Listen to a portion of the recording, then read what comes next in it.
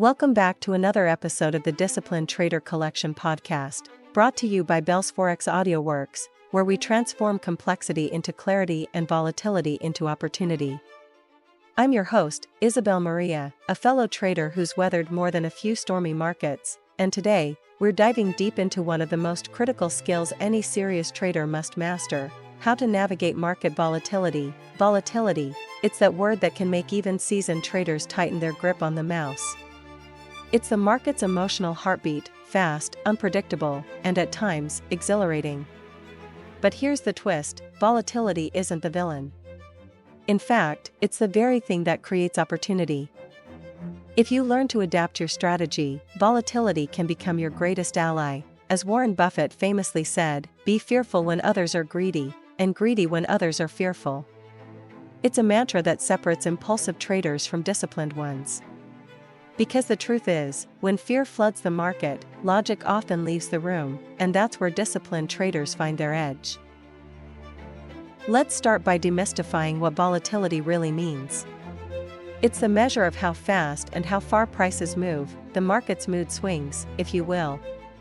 When the VIX, the so-called fear index, spikes, it tells us that investors expect rough waters ahead. And those waves can be triggered by anything: inflation numbers, central bank meetings, or even a tweet that changes global sentiment overnight. Now, here's where things get personal. Benjamin Graham once said, "The investor's chief problem, and even his worst enemy, is likely to be himself." No truer words have ever been spoken. Because during volatile times, your biggest battle isn't with the market, it's with your own reactions. Fear of loss, overconfidence, hesitation, all of these emotions can distort your judgment faster than a flash crash. That's why the first step in mastering volatility is risk management. Think of it as your trading seatbelt. You might not always need it, but when you do, it can save your portfolio. Let's talk position sizing.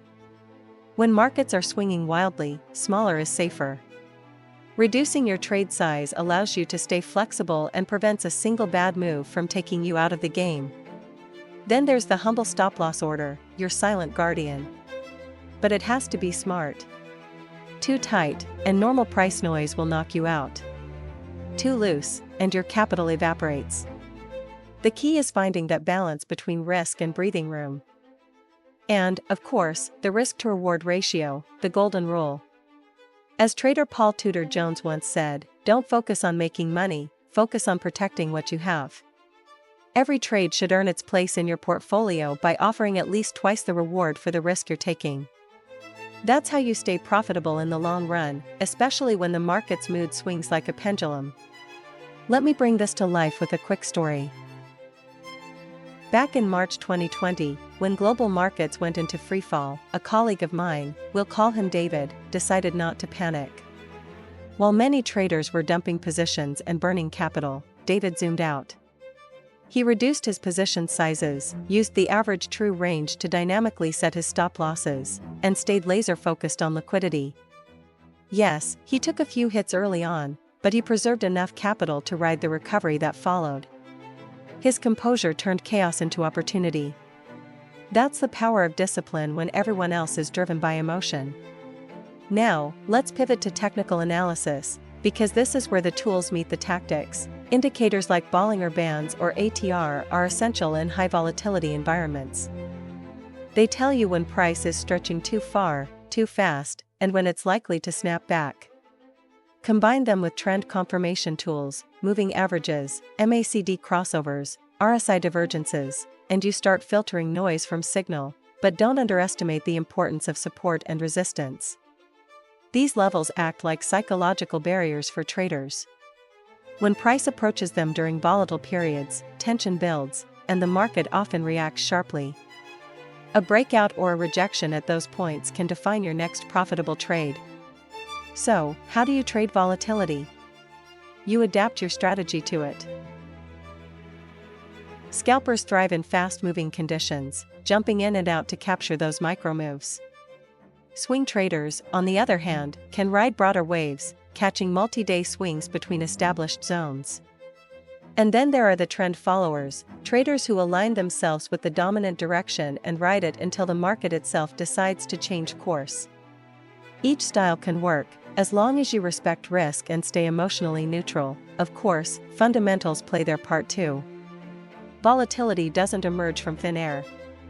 It's often born from economic surprises, policy shifts, or geopolitical shocks. That's why you must track economic indicators, GDP, inflation, interest rates. A surprise jobs report or a central bank hint can change market structure in minutes, and when earnings season hits, volatility loves to make an appearance.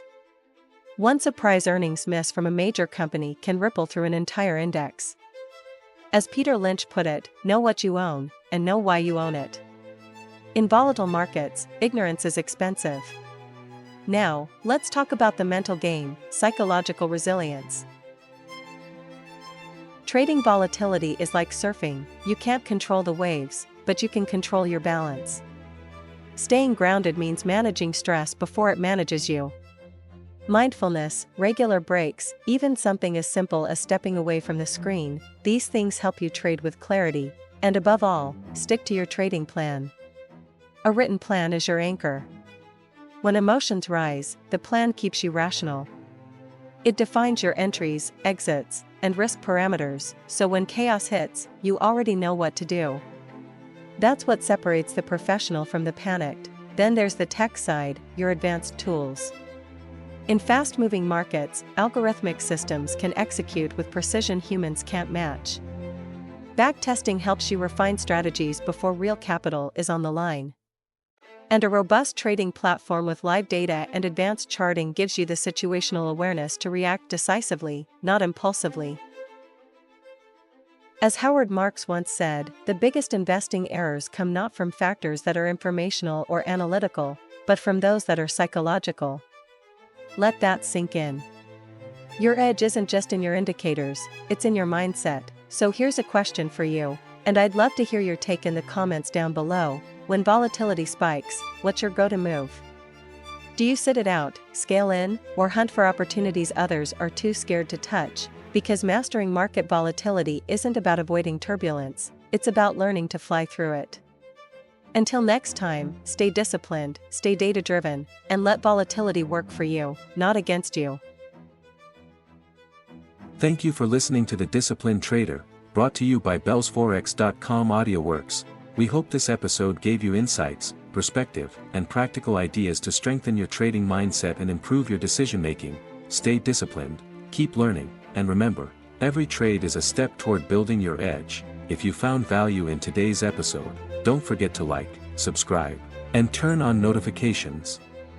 Sharing the podcast with fellow traders helps us grow and bring even more free trading education to the community. Visit us anytime at bellsforex.com for resources, guides, and tools to support your trading journey. Until next time, trade smart, stay disciplined, and keep building your edge. Happy trading.